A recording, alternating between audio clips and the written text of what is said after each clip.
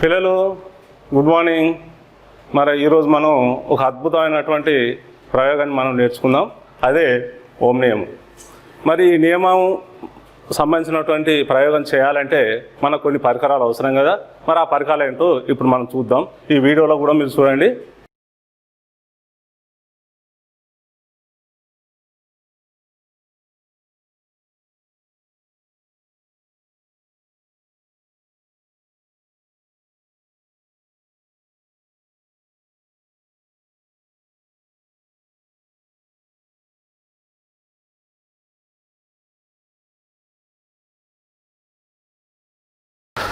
పిల్లలు, మనం ఇందాక చూసినటువంటి ఈ ప్రయోగం చేయాలంటే ఈ పరికరాల జాబితా చూసినాం కదా. మరి ఆ పరికరాలను అమర్చుకునే విధానం అనేది కంపల్సరీ అవసరము. ఈ పరికరాలు ఉన్నటువంటి అమరిక మనం అటు ఇటు చేసినట్లయితే మనకు కావాల్సిన రిజల్ట్ అనేది సరిగా పొందలేకపోతాం. కాబట్టి ఆ పరికరాలు ఇప్పుడు ఒకసారి చూడండి. అమ్మీటర్, ఇక్కడ టాప్కి అంటాం లేదా స్విచ్ అంటాం, అదేవిధంగా బ్యాటరీ, ఇనుపతీగ, వోల్ట్ మీటర్. ఇవి ఈ ప్రయోగం చేయాలంటే ఈ పరికరాలు మనకు అవసరం. మరి ఈ మొత్తం వస్తువులను ఉపయోగించుకుంటూ, ఈ పరికరాలను ఉపయోగించుకుంటూ మనం ఎలా కనెక్షన్ చేయాలనేది కూడా ఇంపార్టెంట్. ఇక్కడ ప్లస్ను మైనస్ ప్లస్ను కలిసిన మనకు రిజల్ట్ రాదు. కాబట్టి ఇప్పుడు చూడండి, అమ్మీటర్ను ఎలా చేయాలి? బ్యాటరీ యొక్క రుణ ధ్రువాన్ని కనెక్ట్ చేయాలి. తర్వాత ఈ అమ్మీటర్ను ఇక్కడ స్విచ్, అంటే టాప్కి అంటాం మనం, స్విచ్ అంటాం, స్విచ్ కనెక్ట్ చేయాలి. తర్వాత బ్యాటరీ యొక్క ధన ధ్రువాన్ని తీసుకెళ్ళి ఎక్కడ చేయాలి అంటే, మనం దేనికైతే మనం ఏ వస్తువునైతే వాహకాలను మనం పరీక్షించాల్సుకున్నామో ఆ వాహకాన్ని ఇక్కడ తీసుకోవాలి. సపోజ్ నేను ఏం చేసుకున్నాను, ఓం నియమాన్ని పరిశీలించాలంటే ఏదైనా లోహాలను మనం తీసుకోవాలి.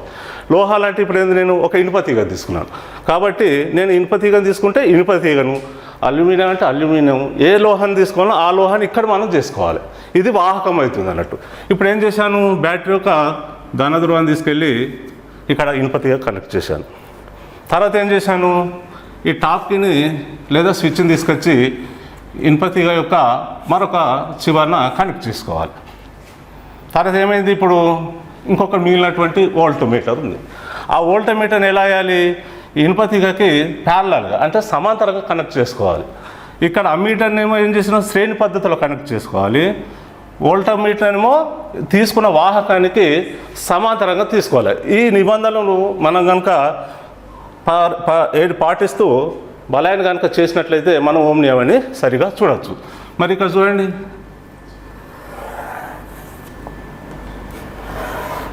అంటే ఇప్పుడు ఇవి గీసినటువంటి ఏంటి, ఇవన్నీ వాహక తీగలు అన్నట్టు, ఈ రాగి వైర్లు అన్నట్టు. ఈ రాగి వైర్లతో ఈ రకంగా మనం చేసినట్లయితే మనకు ఓం నియమానికి సంబంధించినటువంటి విద్యుత్ వలయం అనేది మనకు ఇక్కడ ఏర్పడ్డది. మరి ఈ విద్యుత్ వలయాన్ని ఉపయోగించి మనం ఓం నియమాన్ని పరిశీలిద్దాం. మరి పిల్లలు, ఈ వీడియో మనకి ఓం నియమం ప్రయోగానికి సంబంధించినటువంటి విషయాలను వివరిస్తుంది. అయితే ఇందులో మనం ముఖ్యంగా గమనించవలసినటువంటి విషయం ఈ వీడియోలో ఏమిటి అంటే, ఓం నియమానికి సంబంధించిన ప్రయోగం చేసినప్పుడు వోల్ట్ మీటర్లో వచ్చే రీడింగ్లు ఇక్కడ మీరు వి అనే అక్షరం కింద గమనించాలి. అదేవిధంగా వలయంలో ప్రవహించే విద్యుత్ ప్రవాహం అంటే ఏంది, మనం ఏ వలయం అంటే ఇక్కడ ఏం తీసుకుంటాం, వలయాన్ని కనెక్ట్ చేసినటువంటి వాహకాన్ని తీసుకుంటాం కదా, ఆ వాహకంలోని విద్యుత్ ప్రవాహాన్ని అమ్మీటర్లో చూస్తాం మనం. అయితే ఇక్కడ అమ్మీటర్ అనేది మీరు ఎక్కడ చూడాలి అంటే, ఇక్కడ విద్యుత్ వలయం ఉన్నది కదా, అక్కడ కరెంటు అని రాసిన చూడండి. ఇక్కడ కరెంట్ అనే రాసిన ప్లేస్లో మనకు అమ్మీటర్లో వచ్చే రీడింగ్లను మనం గమనించవచ్చు. ఈ రెండు విషయాలను మీరు అవగాహన చేసుకున్నట్లయితే ఓం నియమాన్ని ఈ వీడియోలో మనం సులభంగా అర్థం చేసుకోవచ్చు. అంటే మళ్ళీ ఒకసారి చెప్తాను, వోల్ట్ మీటర్లో వచ్చే రీడింగ్ వి అనే అక్షరం కింద, అమ్మీటర్లో వచ్చే రీడింగు ఈ విద్యుత్ వలయంలోని కరెంట్ అనే అక్కడ ఆప్షన్ ఉన్న చూడండి, అక్కడ మనం చూడవచ్చును. అయితే మరి మనం ఓం నియమానికి సంబంధించినటువంటి పరికరాలను అమర్చుకున్న తర్వాత మనము వాహకాన్ని తీసుకొని, అంటే ఇంతకుముందు మనం ఏం చేసినాం, ఇనుప తీగ అనుకున్నాం. ఆ ఇనుప తీగను తీసేసుకొని విద్యుత్ వలయాన్ని పూర్తి చేసిన తర్వాత ఆ వాహకము రెండు చివర్ల పొటెన్షియల్ భేదాన్ని పెంచుకుంటూ వెళ్ళిన కొలది ఆ వాహకంలో ప్రవహించే విద్యుత్ ప్రవాహము ఏ విధంగా మారుతుంది అంటే, ఇక్కడ ఏమిటి, పొటెన్షియల్ భేదాన్ని పెంచుకున్న కొలది విద్యుత్ ప్రవాహం పెరుగుతున్నదా తగ్గుతున్నదా అనే విషయాన్ని మనం గమనించాలి. మరి పొటెన్షియల్ భేదాన్ని పెంచడం కొరకి మనము ఈ వీడియోలో 1.5 వోల్ట్స్ ఉన్నటువంటి బ్యాటరీలను ఒక్కొక్కటి శ్రేణి పద్ధతిలో కలుపుకుంటూ వెళ్తాము. ఈ శ్రేణి పద్ధతిలో ఒక్కొక్కటి పెరిగిన కొలది దానికి అనుగుణంగా విద్యుత్ ప్రవాహాన్ని మనము గమనించాలి. ఇప్పుడు నేను మొదట ఒక బ్యాటరీని, అంటే 1.5 వోల్ట్స్ ఉన్నటువంటి ఒక బ్యాటరీని కనెక్ట్ చేస్తాను.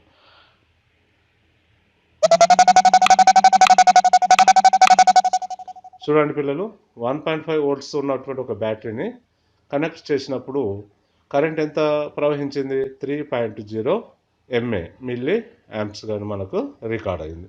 ఇదే విధంగా ఇప్పుడు శ్రేణి పద్ధతిలో ఇంకొక బ్యాటరీని కనెక్ట్ చేస్తాను.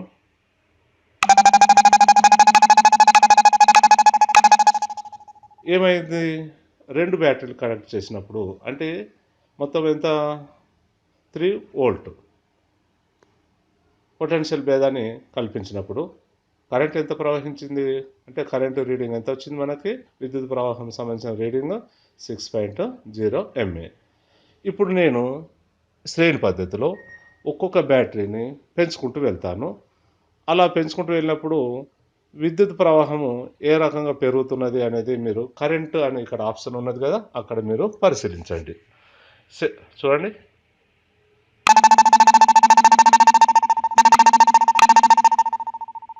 ఓకే, 3 బ్యాటరీకి ఎంత వచ్చింది, 9. 4 బ్యాటరీ కనెక్ట్ చేసినప్పుడు ఎంత వచ్చింది, 12 MA. 5 బ్యాటరీ కనెక్ట్ చేసినప్పుడు ఏమైంది, 15 MA. 6 బ్యాటరీ కనెక్ట్ చేసినప్పుడు 18 MA మిల్లీ యాంప్స్గా మనకు రికార్డ్ అయింది. అంటే ఈ ప్రయోగాన్ని బట్టి మనం ఇప్పుడు ఏం అర్థం చేసుకోవచ్చు అంటే, వలయంలో వాహకం గుండా పొటెన్షియల్ భేదాన్ని పెంచినప్పుడు దానికి అనుగుణంగా విద్యుత్ ప్రవాహం అనేది పెరిగినది. అంటే V అన్నది అనులోమానుపాతము విద్యుత్ ప్రవాహానికి అని మనం అర్థం చేసుకోవచ్చును. ఈ ప్రయోగాన్ని మళ్ళొకసారి చూద్దాం. అంటే ఇప్పుడు నేను విద్యుత్ ప్రవాహాన్ని తగ్గించుకుంటూ వెళ్దాం.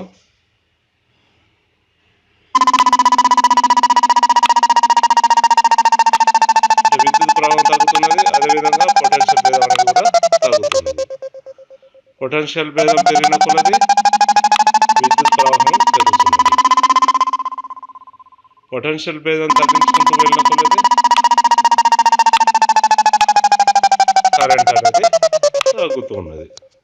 అంటే ఇప్పుడు ఈ వీడియో ద్వారా మనము ఒక విషయం స్పష్టంగా నేర్చుకోవచ్చును. స్థిర ఉష్ణోగ్రత వద్ద, అంటే ఉష్ణోగ్రత మారకూడదు, వాహకము ఏదైనా వాహకం యొక్క రెండు చివర్ల మధ్య పొటెన్షియల్ భేదానికి అనుగుణంగా విద్యుత్ ప్రవాహంలో మార్పులు వచ్చినాయి. అంటే పొటెన్షియల్ భేదం పెరిగిన కొలది విద్యుత్ ప్రవాహము పెరుగుతున్నది, కానీ పొటెన్షియల్ భేదం తగ్గిన కొలది విద్యుత్ ప్రవాహం తగ్గుతున్నది అనేది మనకు అర్థమైనది.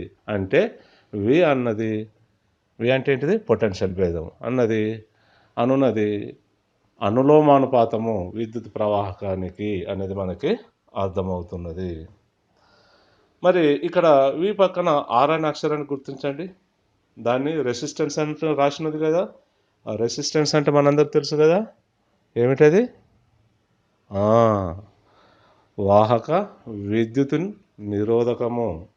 మరి దీని సంగతి ఏమిటి అంటే, ఈ నిరోధకము ఎలా పనిచేస్తుంది అని నేను చెప్పడానికన్నా మీరు ఈ వీడియోని చూడండి. అంటే ఈ వీడియోను మీరు పరిశీలించేటప్పుడు నిరోధం యొక్క విలువలు పెరుగుతున్న కొలది విద్యుత్ ప్రవాహం పెరుగుతుందా తగ్గుతున్నదా? నిరోధం యొక్క విలువలు తగ్గుతున్న కొలది విద్యుత్ ప్రవాహం విలువలు పెరుగుతున్నవా తగ్గుతున్నవా అనేది మీరు గమనించండి. ఇప్పుడు 500 ఓమ్స్ ఉన్నది కదా నిరోధం. ఇప్పుడు నేను విద్యుత్ నిరోధాన్ని పెంచుతున్నాను.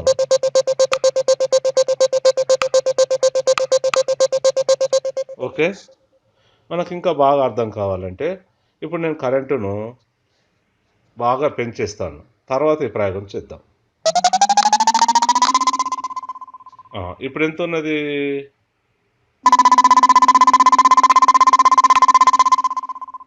ఇప్పుడు నేను వాహకం యొక్క నిరోధాన్ని పెంచేస్తున్నాను. ఏమవుతున్నది? కరెంట్ ఏమవుతుంది? అంటే ఇంతకు పూర్వము విద్యుత్ నిరోధము ఎంత ఉన్నది? 500 ఉన్నది. అప్పుడు 500 నుంచి ఇప్పుడు ఎంతకు మార్చుకున్నాము? 1000 ఓమ్స్కు మార్చినాము. మార్చితే కరెంట్ ఎంత ఉన్నది? 9.0 ఎంఏగా ఉన్నది. ఇప్పుడు చూడండి, నిరోధాన్ని తగ్గించుకుంటూ వెళ్దాము. మరి కరెంటు లేదా విద్యుత్ ప్రవాహం పెరుగుతుందా తగ్గుతున్నదా మీరు గమనించండి. ఏమవుతున్నది? విద్యుత్ ప్రవాహం ఏమవుతుంది? కరెంటు తగ్గుతున్నది.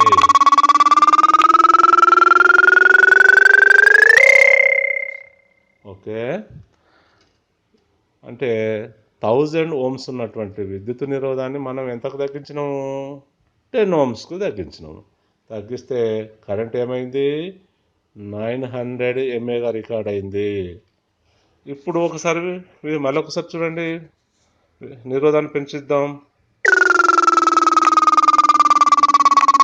ఏమవుతుంది? నిరోధాన్ని పెంచినప్పుడు అది విద్యుత్ ప్రవాహం విలువ తగ్గుతుంది అనే విషయాన్ని మనం గమనించవచ్చును. చూడండి, 900 ఉన్నటువంటి విద్యుత్ ప్రవాహము ఏమైంది? 9 మిల్లీ యాంపీగా మారిపోయింది. ఇక్కడ 10 ఓమ్స్ తీసుకున్నప్పుడు ఎంత అయింది? 900 ఉండే. మరి ఇప్పుడు 1000 ఓమ్స్ తీసుకున్నప్పుడు ఏమైంది? 9.0 ఎంఏగా రికార్డ్ అయింది. అంటే ఇప్పుడు ఈ రెండిటి మధ్య సంబంధాన్ని మనము క్లియర్గా మనం అర్థం చేసుకోవచ్చును. వాహక నిరోధాన్ని పెంచినప్పుడు వలయంలో వాహకం గుండా ప్రవహించే విద్యుత్ అనేది తగ్గుతున్నది. నిరోధాన్ని తగ్గించినప్పుడు కరెంటు అనేది పెరుగుతున్నది. ఈ రకంగా మనము ఓం నియమాన్ని స్పష్టంగా అర్థం చేసుకోవచ్చును. ఆ పిల్లలు మనం ఇందాక చూసాం కదా, ఈ ఓం నియమానికి సంబంధించినటువంటి ప్రయోగం చేశాం కదా. ఈ ప్రయోగానికి సంబంధించినటువంటి ఫలితాలను కనుక మనం చూసినట్లయితే మనకు ఒక విషయం స్పష్టంగా అర్థమవుతుంది. మరి ఆ విషయం ఏంది అనేది ఇప్పుడు పట్టిక ద్వారా మనం అంటే ఈ ప్రయోగంలో చేసినటువంటి ఫలితాలను ఆధారం చేసుకొని మనం ఒక పట్టికను కనుక రూపొందించినట్లయితే ఆ పట్టికలో ఏమేమి విషయాలు తెలుస్తుందో మనం ఇప్పుడు చూద్దాం. ఆ పట్టికను ఇప్పుడు మనం చూద్దాం. పిల్లలు, మనం చేసిన ఈ ఓం నియమానికి సంబంధించిన ప్రయోగానికి సంబంధించినటువంటి ఫలితాలన్నిట్లను ఒక పట్టిక రూపంలో కనుక పొందుపరిచినట్లయితే ఎలా ఉంటుందో చూద్దాం. ఈ పట్టికను చూడండి. క్రమ సంఖ్య, పొటెన్షియల్ భేదం V, విద్యుత్తు గమనించండి. చూడండి, ఇంతకుముందు మన ప్రయోగంలో ఏమొచ్చింది? 1.5 వోల్ట్స్ కనుక ఒక బ్యాటరీని వాడితే విద్యుత్తు 3 మిల్లీ యాంప్ గాను వచ్చింది. అదేవిధంగా మనం శ్రేణి పద్ధతిలో ఒక్కొక్క బ్యాటరీని పెంచుకుంటూ పోయాం కదా. అంటే 3 వచ్చినప్పుడు ఎంత వచ్చింది? వాల్యూస్ గమనించండి. 6. అదేవిధంగా 4.5 అంటే 3 బ్యాటరీలను కనుక వాడినట్లయితే 9 ఎంఏ గాను. అదేవిధంగా 6 4 బ్యాటరీలను మనం శ్రేణి పద్ధతిలో కనెక్ట్ చేసినప్పుడు ఎంత విద్యుత్ ప్రవహించింది? 12. 7.5 5వ బ్యాటరీని కనెక్ట్ చేసినప్పుడు ఎంత వచ్చింది? 15 మిల్లీ యాంప్స్ గాను.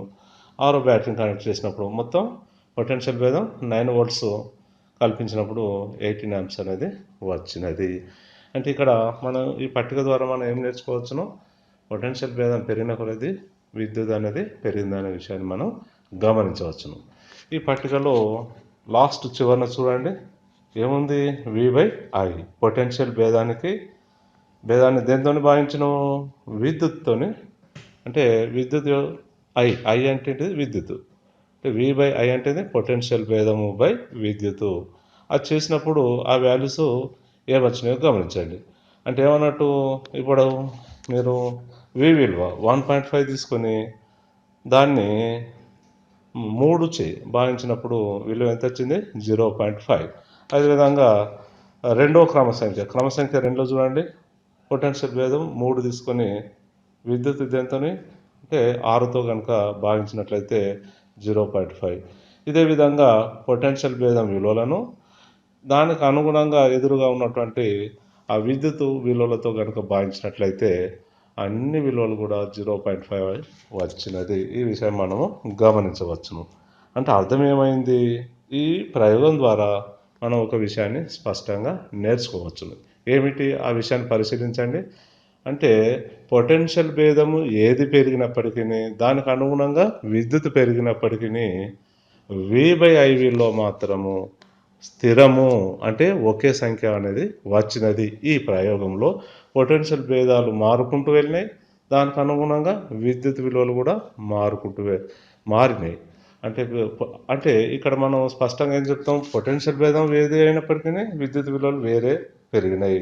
అంటే దానికి అనుగుణంగా మారినటువంటి పొటెన్షియల్ భేదానికి అనుగుణంగా మారినటువంటి విద్యుత్ విలువలను కనుక తీసుకొని V/I విలువ కనుక చేసినట్లయితే ఏ విలువకైనప్పటికీ ఒకే ఒక స్థిర సంఖ్య అనేది వచ్చినది. అంటే ఆ స్థిర సంఖ్య ఈ ప్రయోగంలో ఏంటిది, 0.5. అంటే ఈ ప్రయోగం ద్వారా మనము కన్క్లూజన్కు అంటే చివరగా ఒక నిర్ణయానికి రావచ్చును. అంటే V/I విలువ ఎప్పుడు స్థిరము అనే విషయం మనం గమనించాలి. అంటే V/I విలువ స్థిరము. ఈ స్థిరంని మనం ఏమంటాం, స్థిర విలువని రెసిస్టెన్స్ లేదా R అని మనం పిలుస్తాము. అంటే ఏమంటుంది, V/I విలువ, దట్ మీన్స్ V/I = R అనేది మనము గమనించవచ్చును. దీనిని ఓం నియమానికి సంబంధించినది, ఇదే ఓం నియమం. కానీ ఒక విషయం ఏమి గమనించాలి, వాహకం యొక్క ఉష్ణోగ్రత విలువలు స్థిరంగా ఉన్నాయి అనే విషయాన్ని మాత్రం మీరు గమనించాలి. ఇక్కడ ఈ పట్టికలో చూసినటువంటి విధానాన్ని, ఆ ప్రయోగంలో చేసినటువంటి విధానాన్ని కనుక మనం తీసుకొని దాన్ని మనం ఒక ఫార్ములా రూపంలో రాసినట్లయితే ఏం జరుగుతుంది ఒకసారి చూద్దాం. వి అంటే ఏంటిది, మనము ఆ వాహకానికి 2 చివర్లు కల్పించినటువంటి పొటెన్షియల్. మరి అది ఎలా ఉంది, పొటెన్షియల్ భేదం పెరిగిన కొలది. ఇదేం గుర్తు అంటాం, మ్యాథమెటికల్ ఇది ఒక గుర్తుంది కదా, దీన్ని అనులోమానుపాతం అంటాం కదా. పెరిగిన కొలది ఏమైంది, కరెంట్ ఏంటిది ఇక్కడ ఐ అనేది ఏమవుతుంది, పెరుగుతూ ఉన్నది.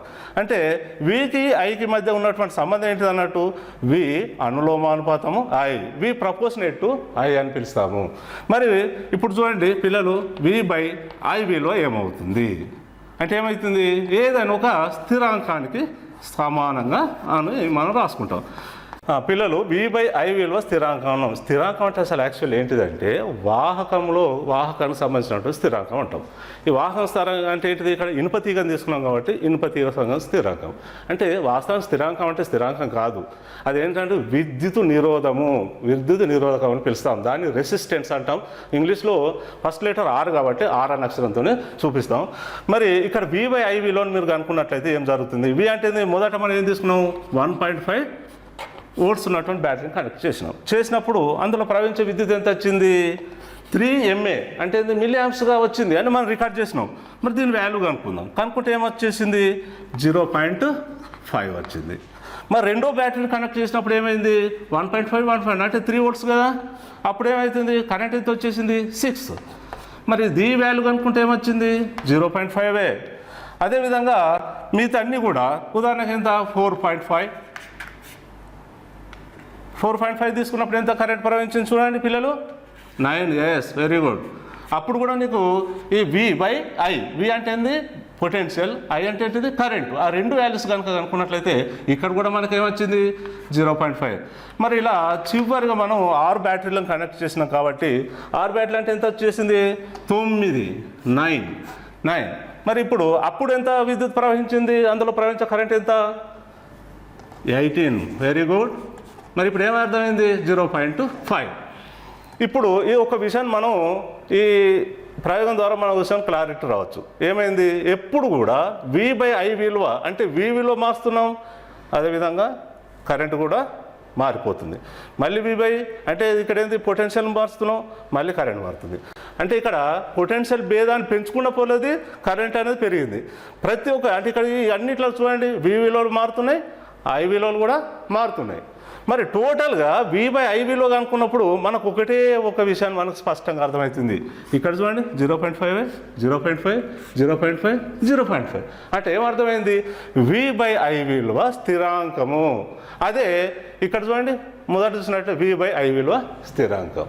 అంటే దీన్ని బట్టి ఏమర్థమైంది, ఈ స్థిరాంకాన్ని మనము రెసిస్టెన్స్ అంటే ఏ వాహకం తీసుకుంటామో ఆ వాహకానికి సంబంధించినటువంటి రెసిస్టెన్స్ అని పిలుస్తాం. అది వాహక విద్యుత్ నిరోధము అని అంటాం.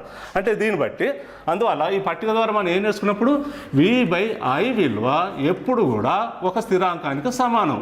ఆ స్థిరాంకాన్ని మనం ఇప్పుడు ఏమంటున్నాం ఇక్కడ R అని పిలుస్తాం అన్నట్టు. ఇది స్థిరాంకం. అందుకే ఓం నియమాన్ని చూడడము లేదా ఓం నియమాన్ని సరిచేయడము, ఓం నియమ ప్రయోగం ద్వారా ఫైనల్ రిజల్ట్ ఏం తీసుకుంటామంటే V/I విలువ ఎప్పుడు కూడా స్థిరాంకానికి సమానమైనది అంటేనే మనం ఓం నియమాన్ని సరిచేసినట్టు లేదా చూసినట్టు అనేది మనం అర్థం చేసుకోవచ్చు. ఓకేనా. మరి ఈ వాల్యూస్ తీసుకున్న తర్వాత మరి ఈ V/I = R అనే దీని నుంచి మనం 3 సూత్రాలు మనం ఉత్పత్తి చేసుకోవచ్చు. మన పిల్లలు మనకు ఎప్పుడంటే ఒకసారి రెసిస్టెన్స్ కనుక్కోము అన్నప్పుడు V/I విలువను కనుక్కోవాలి, ఒకసారి V విలువను కనుక్కోమంటాడు, ఒకసారి I విలువను కనుక్కోమంటాడు. దీనికి ఈ 3 సూత్రాలను ఎలా కనుక్కుంటాం చూడండి. V విలువ ఏమవుతుంది, V = IR అవుతుంది. మరి I = ఏమవుతుంది, V/R అవుతుంది. ఈ 3 సూత్రాలని మనం ఒకే దగ్గర ఒక సింబల్గా గుర్తుంచుకున్నట్లయితే మనం ఈజీగా మనం ఫైండ్ అవుట్ చేయొచ్చు. మరి ఈ 3 సూత్రాలకు సమయం ఏంటంటే ఒకసారి ఏమవుతుందంటే చిన్న లెక్కలు వచ్చుకుంటూ రెసిస్టెన్స్ కనుక్కోమని ఒకసారి అడుగుతాడు, పొటెన్షియల్ భేదాన్ని కనుక్కోమని ఒకసారి అంటాడు, ఆ వలయంలో ప్రవహించే విద్యుత్ ప్రవాహం కనుక్కోమని అంటాడు. అన్నప్పుడు 3 సూత్రాలు అనేది మనకు వచ్చేస్తున్నాయి. ఈ 3 సూత్రాలను కలిసి ఒక దగ్గర ఒక చిన్నగా మనం గుర్తుంచుకోవడానికి ఒక టేబుల్ లెక్క చేసుకున్నట్లయితే మనం చేసుకోవచ్చు. మరి ఈ 3 సూత్రాలు నేను ఇప్పుడు ఏంటంటే ఒక సర్కిల్లో వేసేస్తాను, సింపుల్గా మనకు గుర్తుండే విధానంగా మనం చూసుకుందాం. పిల్లలు చూడండి, ఈ 3 సూత్రాలను మనం ఒక వృత్తంలో తీసుకున్నట్లయితే ఎంత అంటే ఇది ఆ 3 సూత్రాలు ప్రతిసారి గుర్తుంచుకోకుండా సింపుల్గా మనం ఒక వృత్తంలో గుర్తుపట్టుకున్నట్లయితే 3 సూత్రాలు మనం ఈజీగా ఐడెంటిఫై చేయొచ్చు. ఏమిటి, పైన V రాసేయండి, ఇక్కడ I రాయండి, ఇక్కడ R రాయండి. ఐకి ఆర్కి మధ్య మనం ఇంటూ అనుకున్నాగా ఇది గుర్తుంచుకోండి. సపోజ్ చూడండి పిల్లలు, V = ఏంటిది IR, ఈ పోర్షన్ అంతా IR అనుకోండి. మరి దీన్ని ఎట్లా గుర్తుంచుకోవాలి, V = అన్నప్పుడు చూడండి I × R, ఈ సూత్రం మనకి ఈజీగా వచ్చేస్తుంది. అట్లా సపోజ్ I = కావాలనుకోండి, I = ఏంటిది, ఇక్కడ ఏంటిది V/R. అంటే ఇక్కడ ఎలా గుర్తుపట్టుకోవచ్చు అంటే Iను మూసేయండి, V/R ఈ రకంగా గుర్తుపట్టుకోవచ్చు. అదేవిధంగా R విలువ కావాలి, R అంటే R మూసేయండి, ఏమవుతుంది V/I, ఇక V/I. ఈ రకంగా మనం 3 సూత్రాలను కలిసి ఒకే వృత్తంలో మనం తీసుకున్నట్లయితే ఇది మనం ఈజీగా మనం గుర్తుంచుకోవచ్చు. పిల్లలు మనకు ఇందాక ఈ ప్రయోగం చేసినాం కదా, ఆ ప్రయోగం సంబంధించినటువంటి ఫలితాలు అన్నింటిలో పట్టికలో నమోదు చేశాము.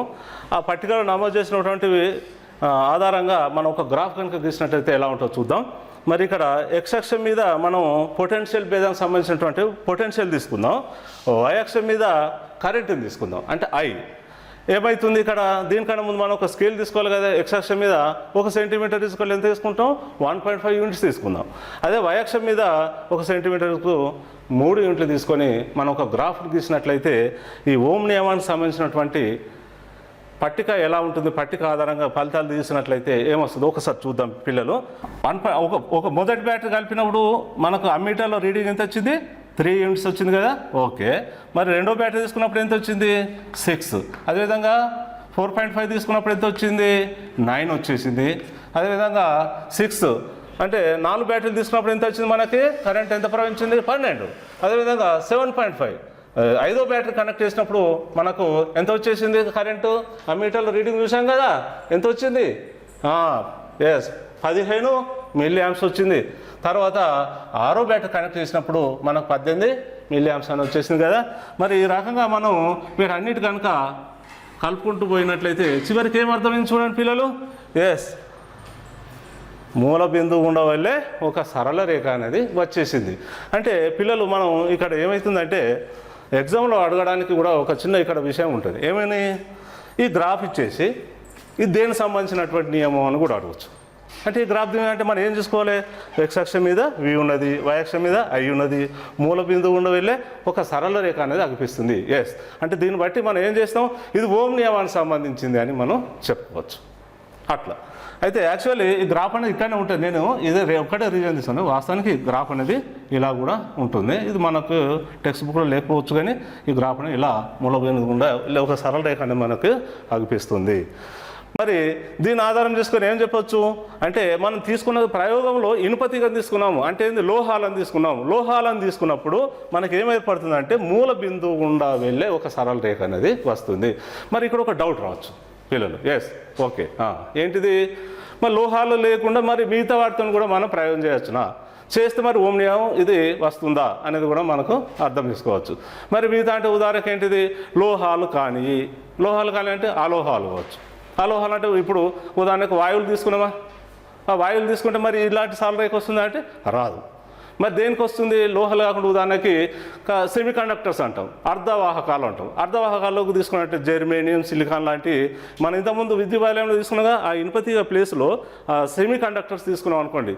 సెమీ కండక్టర్ తీసుకున్నట్లయితే అప్పుడు ఏమవుతుంది, ఓం నియమం మరి ఇదే మూల బిందువు గుండా ఇలా సరళ రేఖ వస్తుందా అంటే రాదు. అప్పుడు ఏమొస్తుంది, ఈ సరళ రేఖ కాకుండా సరళరేఖ కాకుండా మనకేమవుతుందంటే ఒక వక్రరేఖ అనేది వచ్చేస్తుంది. అంటే ఏమర్థం చేసుకోవచ్చు, ఓం నియమంలో లోహాలు కాకుండా సెమీ కండక్టర్స్ లాంటి అంటే అర్ధవాహకాలు లాంటి జెర్మేనియం, సిలికాన్, ఉదాహరణకి మనం ఇందాక అందరు తెలుసు పిల్లలు ఎల్ఈడి బల్బులు అట్లాంటివి కనుక వాడినట్టు చిన్న బల్బు ఉంటుంది కదా ఆ ఎల్ఈడి, అలాంటి బల్బులు కనుక తీసుకొని మరి దానికి సంబంధించినటువంటి అమ్మీటర్ రీడింగు అదేవిధంగా వోల్ట్ మీటర్ రీడింగ్ కనుక తీసుకున్నట్లయితే ఇంతకుముందులాగా వచ్చినటువంటి గ్రాఫ్ కాకుండా ఒక వక్రరేఖ అనేది వచ్చేస్తుంది. అంటే ఈ వక్రరేఖ వచ్చినట్లయితే అది ఏమవుతుంది, అది ఓము నియమాన్ని పాటించదు అని అర్థం. మరి ఇలాంటి పదార్థాలు మనం ఏమనాలి పిల్లలు, ఏమనాలి, అట్లాంటి పదాన్ని అవోమీయ వాహకాలు, నాన్ ఓమిక్ కండక్టర్స్ అంటారు. మరి ఓం నియమాన్ని పాటించే వాటిని ఏమంటారు, ఓమీయ పదార్థాలు. ఓమీయ పదార్థాలు ఓమిక్ కండక్టర్స్ అంటారు. ఓం నియమాన్ని పాటిస్తే ఓమిక్ కండక్టర్స్, ఓం నియమాన్ని పాటించకుంటే నాన్ ఓమిక్ కండక్టర్స్ అంటారు. మరి ఓం నియమాన్ని పాటించేటి ఏంటి అని అన్ని లోహాలు కూడా ఓం నియమాన్ని పాటిస్తాయి. మరి ఓం నియమాన్ని ఏమేమి పాటించాయి ఇందాక మనం చెప్పుకున్నాం కదా, ఏంటి అర్ధవాహకాలు అంటే ఏంటిది జెర్మేనియం, సిలికాన్, ఇప్పుడు మనకి ఇందాక చెప్పుకున్నట్టు ఎల్ఈడి బల్బ్స్, తర్వాత అలాంటి అన్నిటి కూడా నాన్ ఓమిక్ కండక్టర్స్ అంటారు. మరి ఇక్కడ దీన్ని బట్టి మనం ఫుల్ క్లారిటీ ఒక విషయాన్ని మనం క్లియర్ అర్థం చేసుకోవాలి. వక్రరేఖ కాకుండా వక్రరేఖ వచ్చినట్లయితే నాన్ ఓమిక్ కండక్టర్స్ అంటే అవోమీయ వాహకాలు అని. ఒకవేళ మూల బిందువు గుండా వెళ్ళే సరళ రేఖ కనుక మీరు గమనించినట్లయితే అది ఓమీయ వాహకాలు అనేది మనం నేర్చుకోవాలి. మరి ఈ రకంగా అయితే ఇక్కడ ఒక డౌట్ రావచ్చు పిల్లలు, ఈ ప్రయోగం చేసినప్పుడు మాత్రం మనం ఒక క్లియర్ ఒక విషయాన్ని అర్థం చేసుకోవాలి, పదార్థం యొక్క ఉష్ణోగ్రత మాత్రం మారకుండా ఉండాలి. ఇది కండిషన్. ఓం నియమాన్ని నేర్చుకోవాలంటే మనం కంపల్సరీ ఏం చేయాలి, పదార్థం యొక్క ఉష్ణోగ్రత మారద్దు. పదార్థం యొక్క ఉష్ణోగ్రత మారినట్లయితే ఆ ప్రయోగ సంబంధించిన ఫలితాలు అనేది మారుతుంటాయి. అంటే ఏంటన్నట్టు దీన్ని బట్టి మనం ఫైనల్గా మనం ఓం నియమాన్ని ఏం చెప్పుకోవచ్చు అంటే స్థిర ఉష్ణోగ్రత వద్ద ఏదైనా వాహకం యొక్క రెండు చివర్ల మధ్య మనం ఒక పొటెన్షియల్ భేదాన్ని కల్పించినట్లయితే ఆ పొటెన్షియల్ భేదానికి అనుగుణంగా ఆ వాహకం అంటే ఇందాక మనం ఏం చేసిన ఈ ప్రయోగంలో ఇనుపతీగ తీసుకున్నాం కదా, ఆ ఇనుపతీగలో విద్యుత్ ప్రవాహం అనేది పెరుగుతుంది. అంటే ఎంత పొటెన్షియల్ కల్పిస్తే అంత విద్యుత్ ప్రవాహం అనేది పెరుగుతుంది. దీనినే మనం ఎవరు చెప్పారు, జర్మన్ శాస్త్రవేత్త అయినటువంటి అంటే ఆయన భౌతిక శాస్త్రవేత్త, ఆయన మొదటిసారిగా ఇచ్చారు కాబట్టి ఆయన పేరు మీదగానే ఓం నియమం అనేది ఆయనకు వచ్చేసింది. మరి పిల్లలు ఇప్పుడు మన ఓం నియమానికి సంబంధించినటువంటి సూత్రాలు నేర్చుకున్నాం కదా. మరి ఓం నియమానికి సంబంధించిన సూత్రాలు నేర్చుకున్నాక మనం కంపల్సరీ మనం నేర్చుకోవాల్సిన వాటి యొక్క యూనిట్స్ అనేది కంపల్సరీ నేర్చుకోవాలి. ఆ యూనిట్స్ ఏందో ఒకసారి చూద్దాం. ఓం నియమం సంబంధించినటువంటి ఈ సూత్రంలో వచ్చేటి ఏంటిది, V/I = R అను. V అంటే పొటెన్షియల్ భేదం, I అంటే ఏంటిది కరెంట్, R అంటే ఏంటిది వాహక విద్యుత్ నిరోధం అంటాం కదా. మరి పొటెన్షియల్ భేదాన్ని ఎప్పుడు కూడా వోల్ట్స్లో కొలుస్తాం. I అంటే విద్యుత్ ప్రవాహం కాబట్టి యాంపియర్లో కొలుస్తాం. చాలా చిన్న మొత్తంలో మనం విద్యుత్ కనుక కొలవాల్సి వచ్చినప్పుడు MA అంటే ఇక్కడ యాంపియర్స్ అంటే ఏమంటాం, సింపుల్గా మనం ఏ అంటాం. చాలా తక్కువ మొత్తంలో విద్యుత్తును కనుక మనం కొలవాల్సి వచ్చినప్పుడు ఏం చేస్తాం, మిల్లీ యాంప్స్లో కొలుస్తాం. అదేవిధంగా రెసిస్టెన్స్ వాహక విద్యుత్ నిరోధం అంటాం కదా, దాన్ని ఓంలలో కొలుస్తాం. దాన్ని గుర్తు రూపంలో అంటే సింబాలికంగా మనం ఏం చేస్తాం, ఈ గుర్తును వాడతాము. పిల్లలు మనము ఏం నేర్చుకున్నామో గుర్తు తెచ్చుకుందామా ఒకసారి. ఉష్ణోగ్రత T అంటాం కదా, స్థిరంగా ఉన్నప్పుడు వాహక పొటెన్షియల్ భేదము V విద్యుత్ ప్రవాహానికి అంటే Iకి అనులోమానుపాతంలో ఉంటుంది అని తెలిపే ప్రయోగాన్ని రాయండి. V/I సమానము R అనే ప్రయోగమునకు కావలసిన పరికరాల జాబితా రాయండి. బ్యాటరీలు, వాహక తీగలు, LED bulb, switch, volt meter, ammeter పరికరాల సహాయంతో చేసే ప్రయోగాన్ని వివరించండి.